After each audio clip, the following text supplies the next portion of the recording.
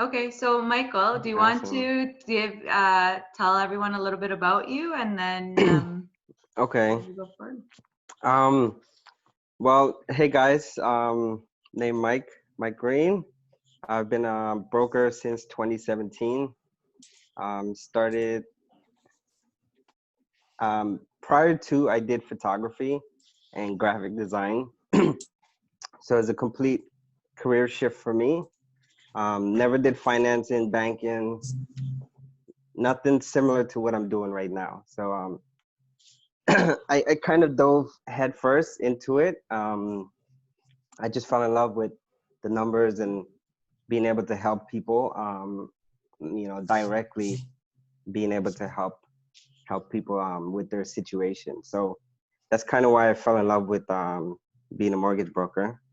Um, I started doing private financing right off the back. Didn't really learn how to submit a deal to the bank until probably about a year or two later. I did all private prior to. So most of my files, most of my deals that I do today is private. So um, fast forward last year, I did wholesaling for a little bit. That was kind of fun and interesting. Did Took you a ever little get a break. deal? Yeah, I got a couple. I got a couple. You just have to keep your eyes open and be consistent, right? Because especially when you when you're trying to generate your own leads or your own deals or your own files, your own customer base, it's a lot more work, but it's consistency that goes into it to produce that work. So got a couple deals from that. Learned a few things. So after that, I shifted my attention to my broker business. So I started doing that basically full time up until about 2 weeks ago. Then I kind of shifted back into investing and wholesaling. So here I am. So do you Yeah. want to now, so tell us, I guess, what is that, or give us a bit of information about what you're gonna, or let us know what you're gonna talk about, or Okay. you can So start your presentation, whichever way you want to do it. okay. I was actually gonna do a screen share. Can you turn it on? The screen share?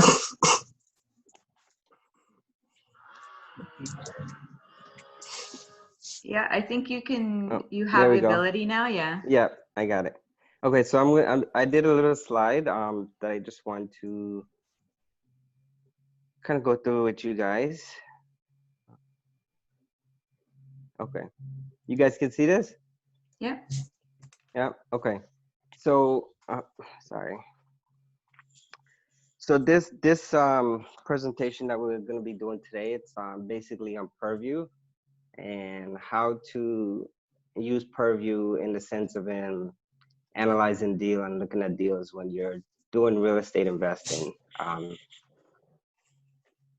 So three of the main points that we're going to go over today it will be on privacy issues, just some things to keep in mind when accessing and reviewing this information that you should be aware of. The next point we're going to cover is what's on the report itself, and then we're going to go over how to get the most use out of Purview. Of course, this is all my opinion. This is how I use Purview, but hopefully it'll help you guys as well. Okay. So what is Purview? So Purview provides users with a summary of the property that includes the property address, legal description, ownership information, neighborhood statistics, comparable sales, and street view and aerial view imagery, which is all these information put together. If you know what you're looking for, you can learn a lot about a property, right off the bat, if you know what you're looking for. Okay, so the first point that I want to cover is privacy concerns. the information provided on Purview is somewhat private because it it displays the owner's name, whatever owner, one or two owners that's on the property. Sometimes that information can be sensitive. I would say only the whoever is directly related to the file or even the property should be the ones accessing the information. You know, it shouldn't be shared around amongst others that are not related to what you're trying to do on the file or on that deal. Um, so yeah, privacy is a big concern, and you know, I take privacy very serious, especially when it comes to, you know, this sort of information. Um, so three sections that are on the Purview report. The first thing is the ownership and sales history.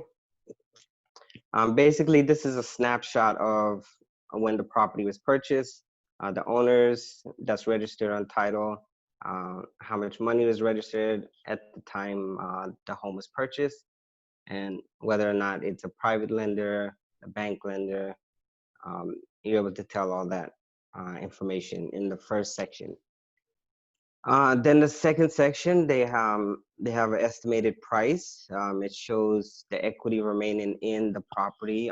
So it'll show you the what they call is a valuation of an estimate of what they think what Purview, based on their collection of data, what they believe the home is estimated to be worth. So, you know, you see that information versus what's registered on title. So you kind of see the equity remaining in the property just by doing simple math. The third section and last section on the report is comparable sales. And they've gotten a lot better with updating this information. Sometimes it can be outdated, but you know, it still provides you with a good starting point with comps. 3 to 6 months is usually the time frame for the comps. So, you know, it's not outdated comps most of the time. So, yeah. So those are the three sections that's on the report itself. Okay. So some of the competitive advantages, some of the ways to get the best out of Purview is so the first advantage is it provides relevant information on the property and owners on title.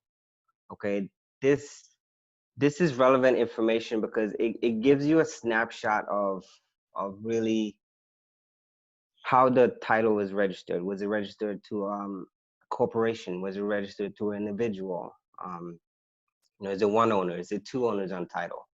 And then you know, you can kind of look around and do some analysis and based on the owners on the property and the ownership, how it's registered, you could kind of have a history of the property and what it went through throughout the years from the time the first title was registered, whether that was 10 years ago, 100 years ago, up until current time. So you could see the full history of the property just by looking at tracing the ownership on the report. The second advantage is you can get an idea of what amount of mortgage is registered on the property. So it'll tell you, you know, this person has, you know, 350K registered on this home that they paid 424. So you know, you're kind of gauging. You can see, okay, maybe they put 20% down on this property, so they have a 80% mortgage with CIBC. You know, that's relevant information because you kind of gauge how that ownership was acquired, right? How that owner purchased the property. And for me, it kind of gives a little history on the person. You know, kind of tell me what their position is and how strong how strong their how strong the property is, right? Based on that. Um, so the third advantage, it gives you pictures and street view of the property. So you, before even looking at anything else, you can see an idea of what the house looks like. You don't get to see the inside, but you definitely get to see the outside picture. You get a Google Maps street view of the neighborhood, the property. So you can kind of browse through and get an idea of what the neighbors are like and what the property looks like currently. Sometimes the Google map is a little bit outdated, so the picture isn't always current on what the home looks like currently, but for the most part, you get a good idea of what it looks like. Then the fourth advantage would be comps of recently sold homes in the neighborhood. I'd say this is an advantage because when you're looking at comps, you want to stay within a certain vicinity of that property. So typically on Purview, it only maps out comps that's in that particular neighborhood. So that's why sometimes the comps can be a little old because there may not be a lot of sale activity on that property. I mean, on that block itself. So it won't pull recent comps. It'll pull comps from like 2 years ago or 3 years ago, based on sale activity on that street or in the neighborhood surrounding that property. Okay. Anyone have any questions so far? Can you hear me? Yep. Yep. Probably better now, but headset on. Okay. Okay.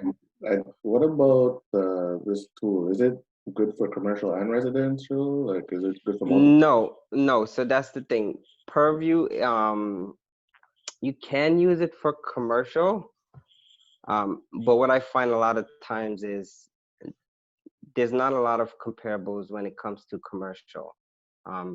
Okay, yeah. Yeah, Like, a lot of times. like buy like a multiplex, like 3 to 5 bedrooms, like, 3, 5 doors, like those type of things. Could you use it with that?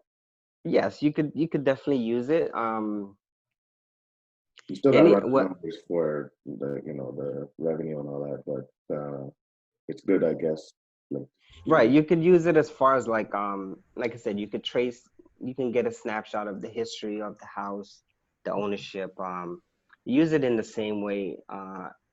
The only thing is with sometimes the multi-families and the commercials, there's not a lot of comps for those properties. So a lot of times they don't have a valuation of the property, and it comes up as just non-sufficient information or data available. But everything else is good though. Yeah, but everything, once you see information on the property, you can definitely use it.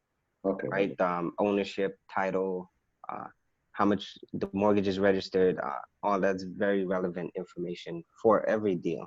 Okay. Okay. Any other questions? How much does Purview cost?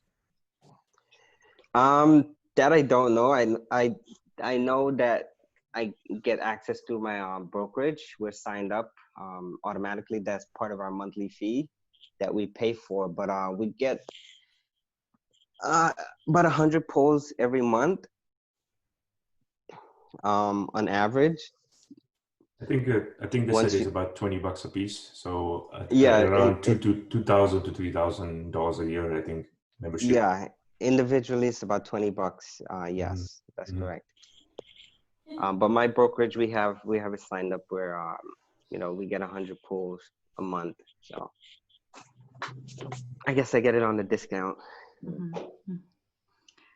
Yeah, so I guess then it would be more for connecting with a broker and just knowing to ask the broker the right questions to get the right information that we would want.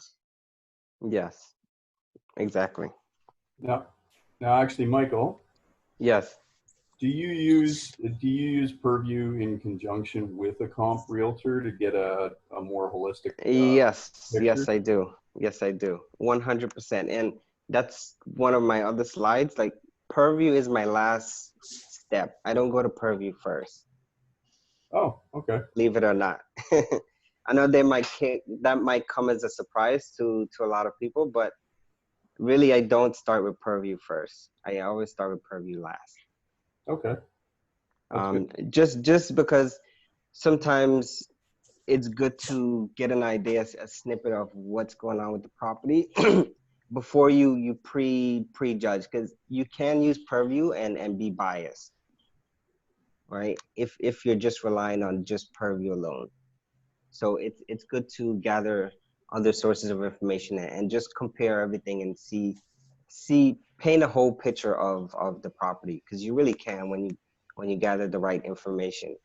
You can paint a picture of the property and, you know, the stages of the life and the ownership and how often it changed over, how often it sold.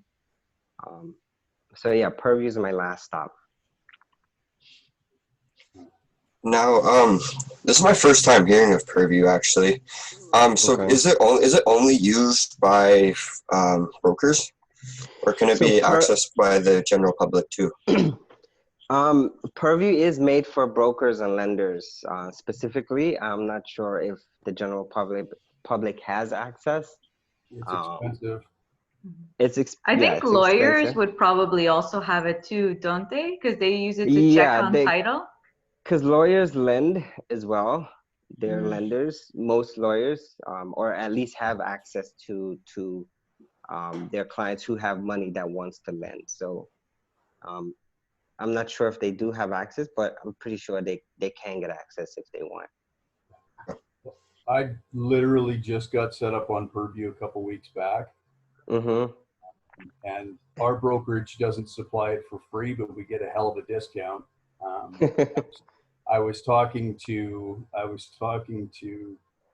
it's awful, I can't remember his name, but he's from Purview, and he said it was $1,000 a month for public access.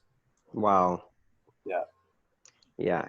I mean, it's a powerful. I couldn't live without Purview. When I first started as a broker, this was what I used to analyze my files, like, you know, just to say whether or not it's gonna go through with the lender or the lender is gonna decline this deal based on what I saw in Purview.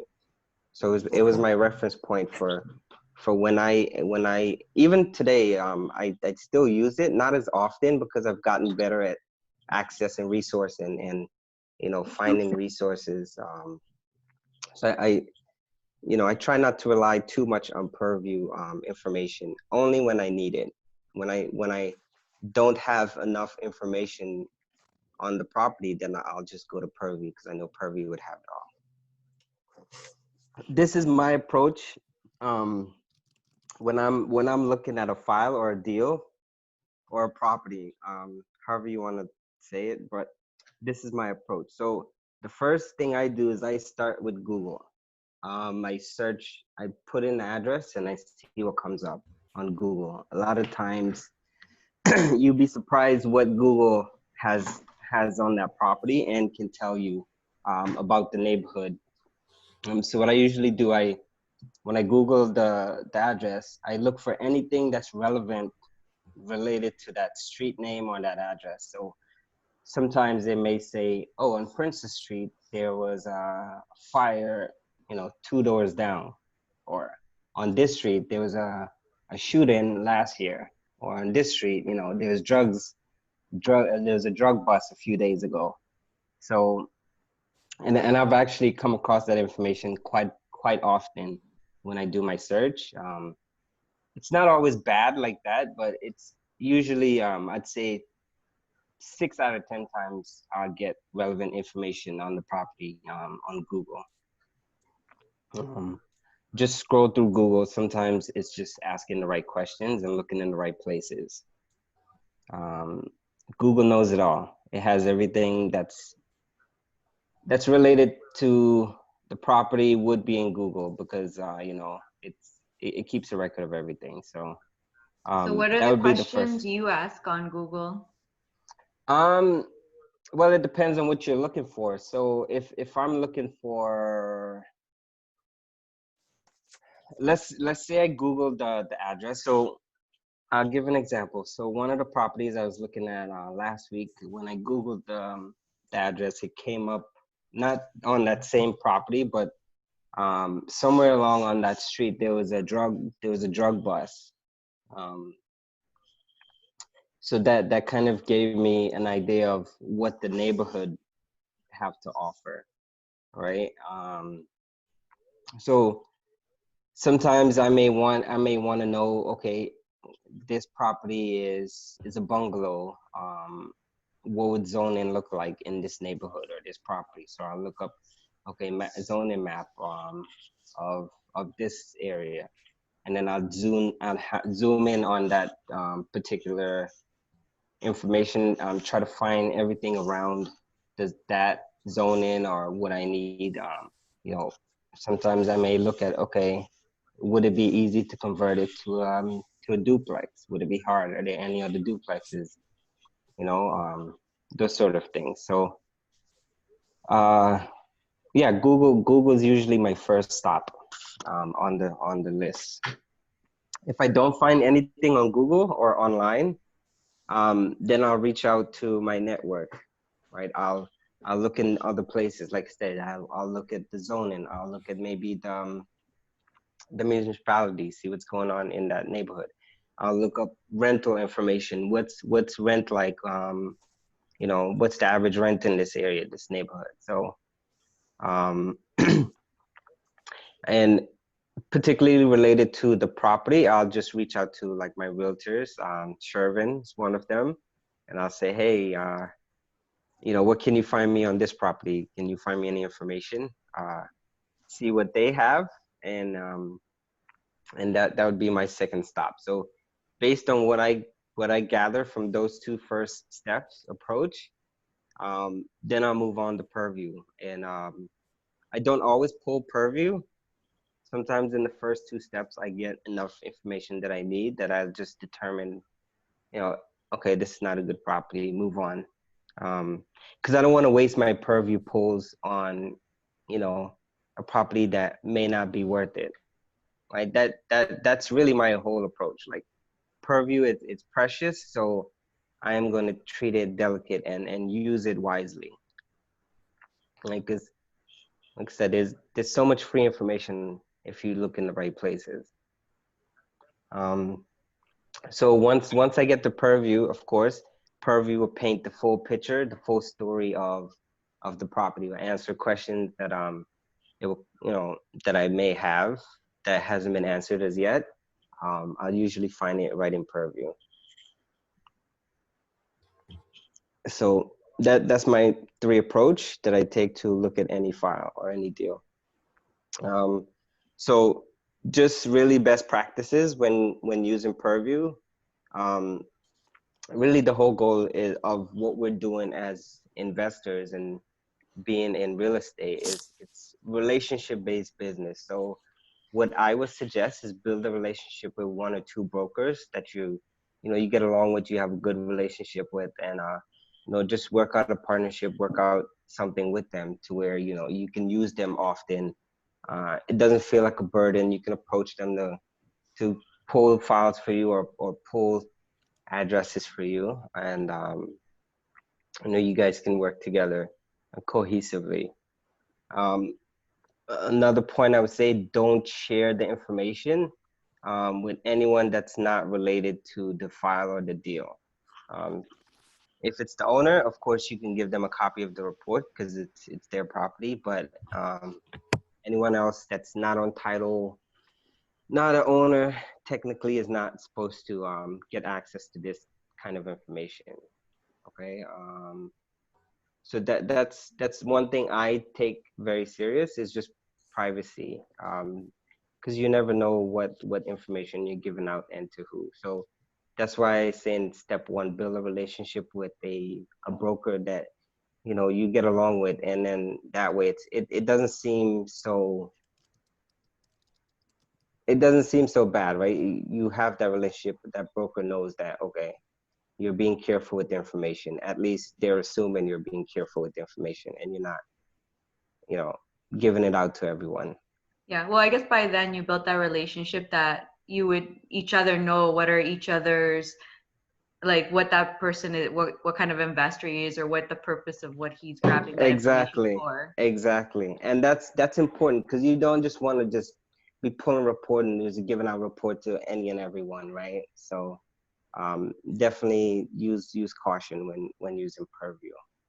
So- And back to my point again, start your search online. You could typically find a lot of good information when you look in the right places. All right, so Google, like I said, Google is usually my first stop. And I typically come across a lot of information on Google. So any questions, guys? So when you do share information with somebody, so let's say one of your investors calls up, and I'm going to assume so do you work primarily with investors? Is that your main work? No, no. So I work with everyone, and every client is a potential for me and my mortgage business.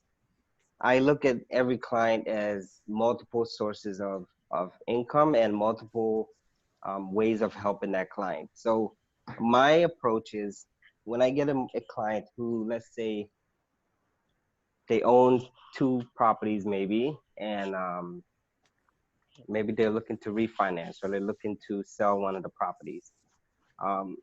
So that, for instance, that client may have equity in their property. So I always approach my client like, okay, you're doing a refinance, but this is another option you can consider if you have a lot of equity and you don't know what to do with it. So I kind of put a bug in their ear like, hey, have you considered investing? Have you considered becoming a private lender, right?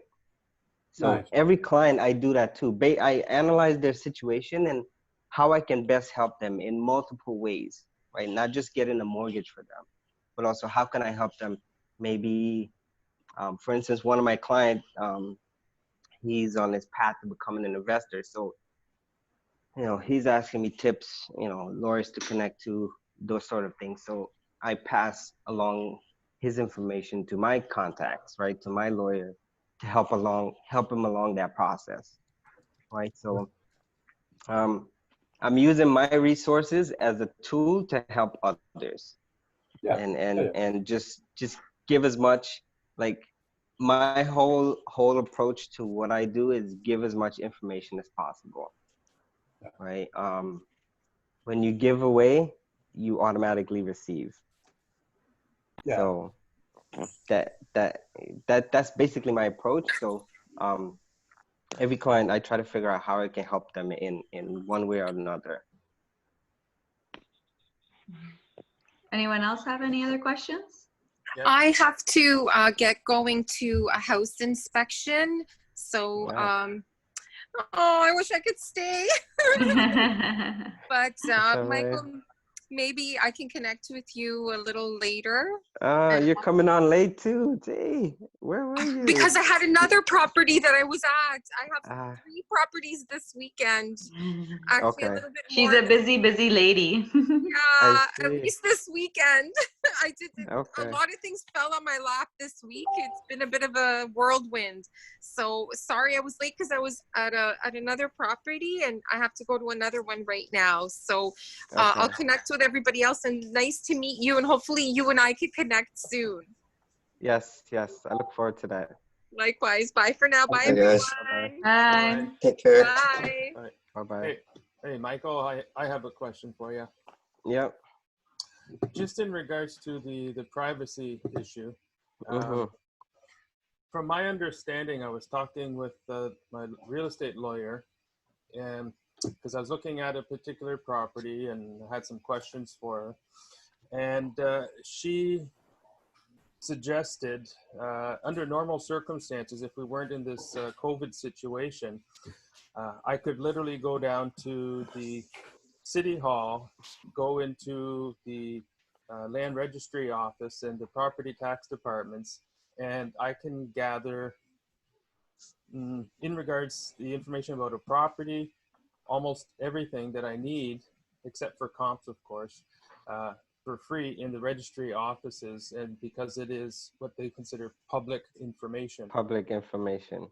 So when you're talking about privacy, Mhm. and this not just you in particular, but this goes to the real estate and mortgage industry. You guys, I've heard, not just you, I say, but I've heard lots of people say, you know, it's private information, et cetera, et cetera. So I'm just curious as to what your thoughts are on that. When someone can go to a registry office and get this for free, but you guys, I don't know if it's your brokerages that are telling you this or whether it's coming straight from Terranet, I don't know. But just curious as to your thoughts on public versus, as you say, private.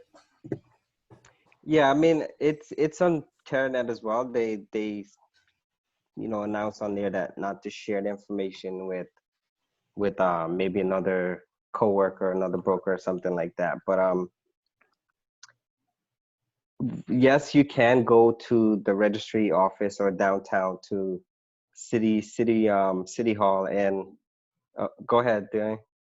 I was going to say, what's your time worth? What's my time worth? Well, for Mike's question, right? What's your time worth? No, I know. Yeah.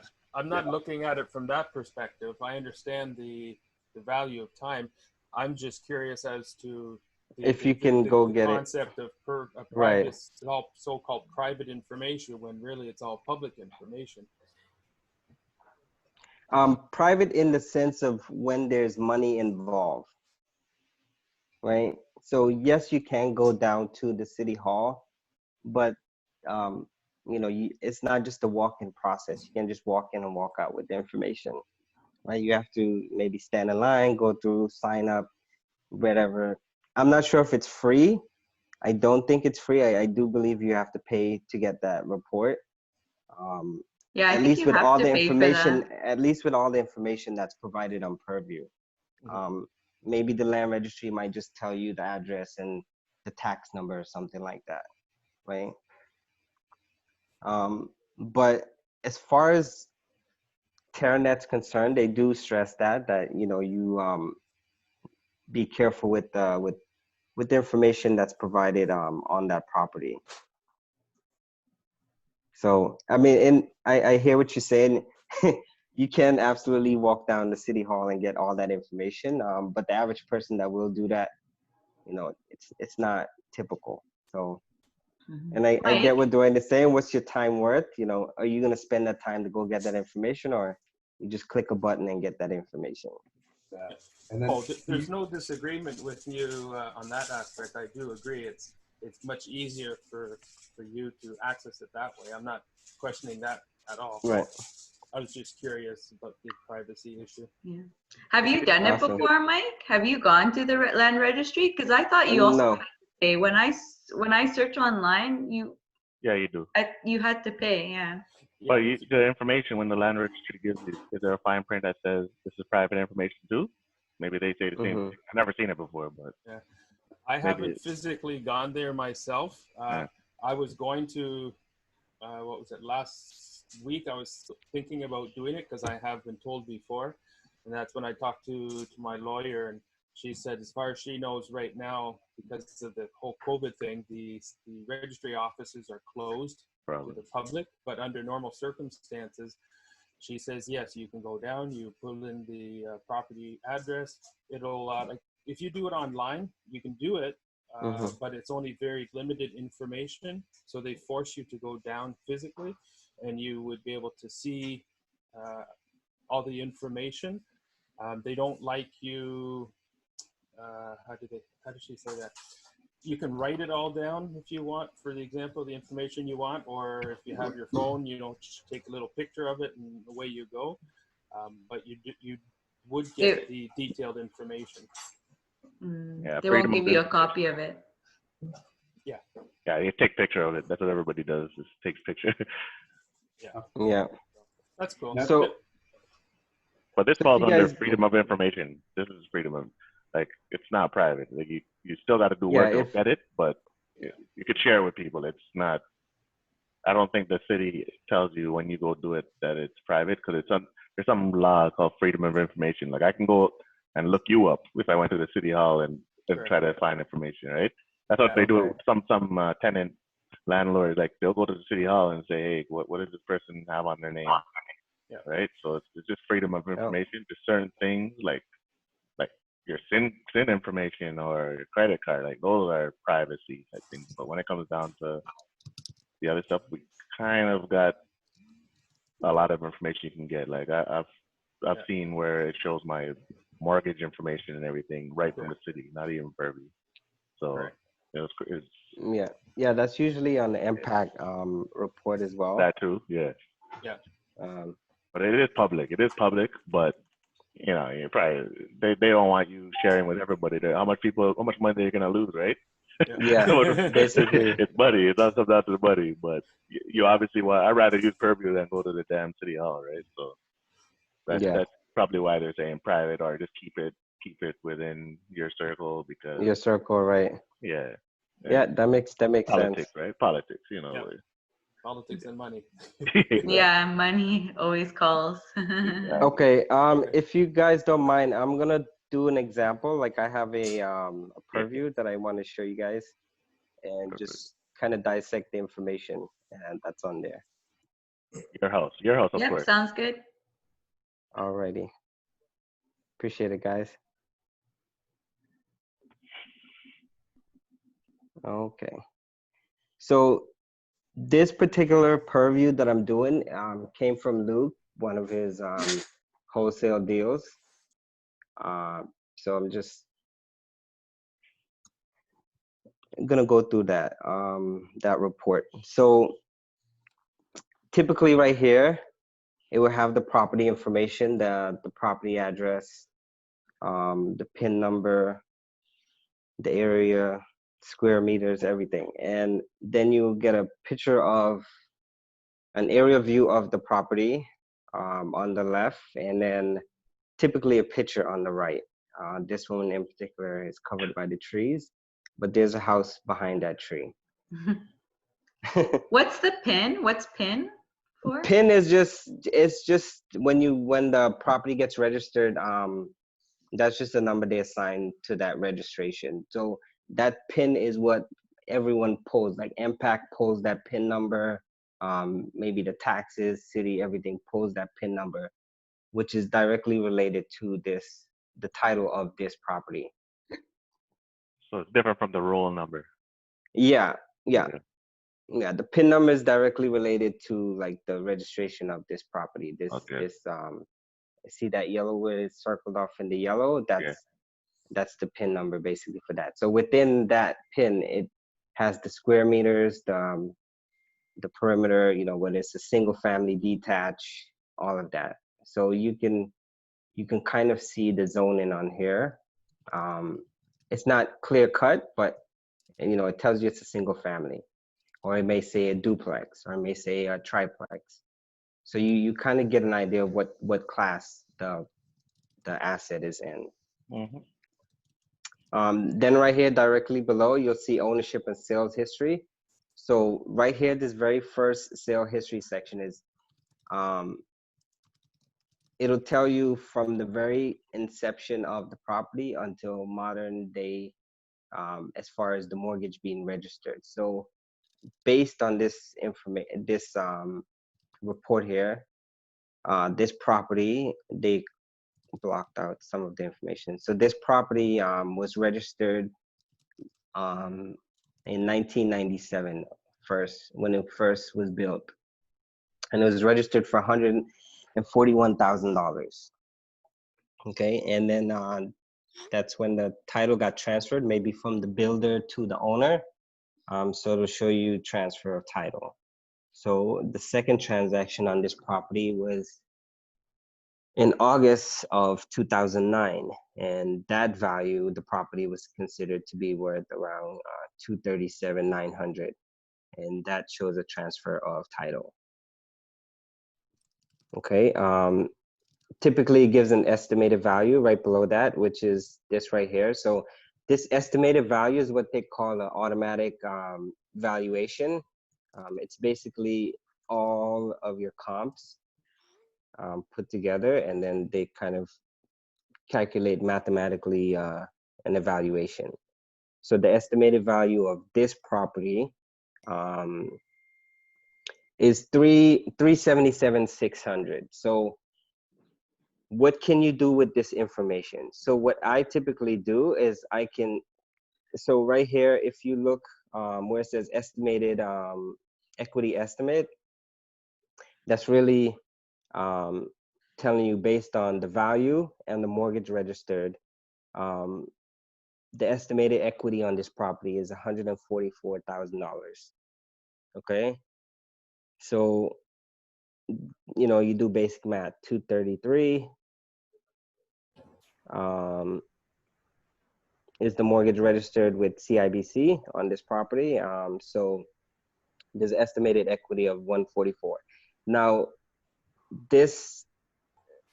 it doesn't show any other mortgage being registered, probably because it was just one mortgage, one owner, and then from 2009 to current, the mortgage hasn't changed at all. So this person has been paying down the mortgage for the last 11 years consistently, and it's probably in the 100 range right now. So it's probably like maybe 130, 150 mortgage balance. So yeah, that would be on the equity estimate. So you could see, basically be like, okay, there's some good equity in this property, and you can put this information against what you're trying to do. So let's say you are looking at this property and you want to kind of gauge what a good offer would look like. So what I usually do, I take the estimated value and I look at what mortgage is remaining on the property. So I may say, okay, this is one owner. They don't have a large mortgage on here, so I have room to negotiate with the price, with my price, what I want to offer them. So that's typically how I use it. So, for instance, on this property here, based on the condition of what it looks like and what I feel would be a good discount, I may say, okay, there's a 150K mortgage. It's worth about 375. So I'll put in an offer under 3. I'll try to keep it under 3 because I know, the person will be okay with that. It's doubling up what they have right now, and they're getting 300K on closing. So I don't think they'll be mad getting that. Based on this right here. So that's where I would put my offer in on. And then directly below that, you would see, actually before we go below that, right here, you'll see a little neighborhood profile of the price range. So it is the bottom end of the price range and then the top end. So on this particular block that this property is located, the most expensive home is 520. Right, so if you try to build a home that's worth more than 520 in this neighborhood, more than likely you won't be able to get that comp. Right? So you have to kind of know your limit within the neighborhood and what you can do and can't do.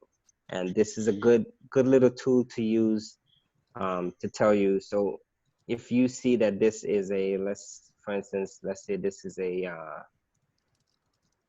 just a regular single family, you want to make it a duplex, right? Or a triplex. You'd kind of look at the comps. Okay, if I convert it to a triplex, would I get that value back out of it? Based on this, it would depend on what the triplexes are going in the neighborhood, right? So it may or may not be a good idea to do that. Below that, comparable sales, you get a little neighborhood index. The green plus sign is the property at the time of sale, and then the yellow would be on that block where the property is located, how the sale has been doing year over year. So this particular property, you can see the neighborhood has been going up, which is typical for most neighborhoods. Real estate increase average year over year 3 to 5%. So every neighborhood's going to go up to some degree. This particular neighborhood isn't the best, as you could see in the yellow. It's very up and down. So you would have to time this neighborhood really to know when to sell and when to acquire.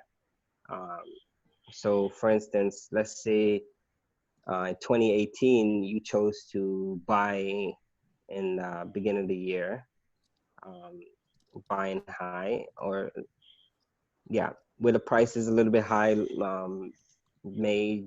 April, May, June, and then you decide to sell in 2019 and you lost all your money. So you didn't make any money on that property. So you bought it, let's say you bought it at 300K on 2018, and then you go to sell it in 2019, midsummer, you're only going to get maybe 260 for the property based on this report.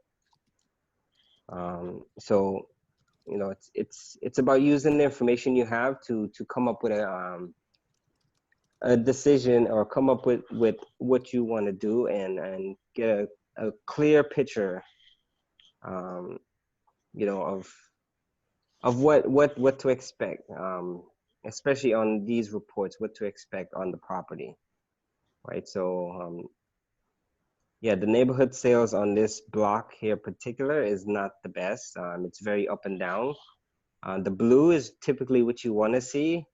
You want to see gradual growth and slight decrease, but not the way it's looking on the block sales. Any questions so far? Mike, the straight line, the yellow one, so that would be the expected block growth, I guess, right? Yes. So that's this probably the street that the house is located, and you know, each one of those angles where it goes up and down is probably where a sale is made. So you could see, so in maybe if a sale was made for 317 in 2018, and then it goes down, then there was a sale made for under 300 in mid 2019. So ideally, yeah, the yellow is what the increase is for the block. Okay. Yeah. And the blue is the municipality, so like the whole region, so like the town, that entire town, right? How it's been increasing year over year. Right. That's good info, yeah. Yeah. So then, any other questions? When you share information with, say, your investors or somebody you're working with, do you just redact any of the truly personal stuff? I mean, it depends. Typically, I do, because I trust you know, the people that I work with. So typically, I do. I don't really have an issue with it. If I sense that the intentions of that person, sometimes you can tell. I try to limit what I tell them, the information I give them, right? If it's not a good intention. So it would really depend. But typically, yes, I do share all or most of the information on the report. Sometimes I'll send a copy of the report. You know, here you go, here's a copy. Yeah. Right. So just another one, Mike. How you think the report is, the accuracy of the report? How is it, you think? So it's really report dependent. So some reports will be accurate. It's really based on, like I said, it's based on what's being registered on that property itself, year over year, and in that block. So if there's sale history on the block, you know, every month maybe 1 or 2 houses get listed, this neighborhood will be active, and the information on here will be very relevant. But if there's no activity on the neighborhood or the particular property itself, let's say in the last 2 years, most likely the information will be outdated. Right. Okay. Right, because I'm not sure if they I don't know how TerraNet does it, if they update each property every month, or if they do it once a year, or just as the information comes in, it's updated. But you know, quite often it's not updated information. So sometimes you can run into that where the information is old, and it's up to you to kind of paint the picture as best as you can on what's going on.